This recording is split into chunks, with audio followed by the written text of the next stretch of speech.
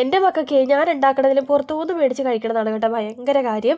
പക്ഷേ ഞാനിവിടെ മിക്കപ്പോഴും ഉണ്ടാക്കാറുണ്ട് കേട്ടോ. എനിക്ക് ആവതുള്ളപ്പോഴൊക്കെ ഞാൻ ഉണ്ടാക്കാറുണ്ട്. വയ്യാത്തപ്പോൾ മാത്രമാണ് ഈ പുറത്തുനിന്ന് മേടിക്കണത്.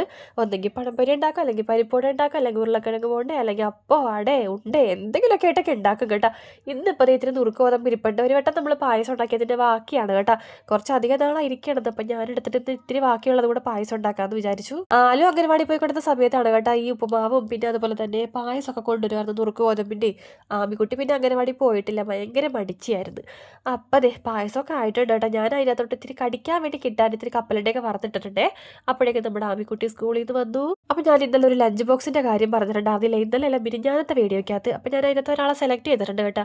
നിങ്ങളുടെയൊക്കെ അഭിപ്രായം മാനിച്ചിട്ടത് എല്ലാവരുടെയും ലൈക്ക് പ്രകാരം ഞാൻ വിമൽ കുമാർ എന്ന് പറഞ്ഞിട്ടുള്ള ഒരു ആളെയാണ് കേട്ടോ സെലക്ട് ചെയ്തേക്കുന്നത്. അപ്പം എൻ്റെ ഇൻസ്റ്റയിലകത്ത് എനിക്കൊരു മെസ്സേജ് അയച്ചിട്ടേക്കണേ, ഞാൻ തിരിച്ച് കോൺടാക്ട് ചെയ്തോളാം. അപ്പം അതേ ആലും വന്നിട്ടുണ്ട് കേട്ടോ. അപ്പം 2 പേർക്ക് കഴിക്കാനുള്ളത് എടുത്ത് വയ്ക്കണേ.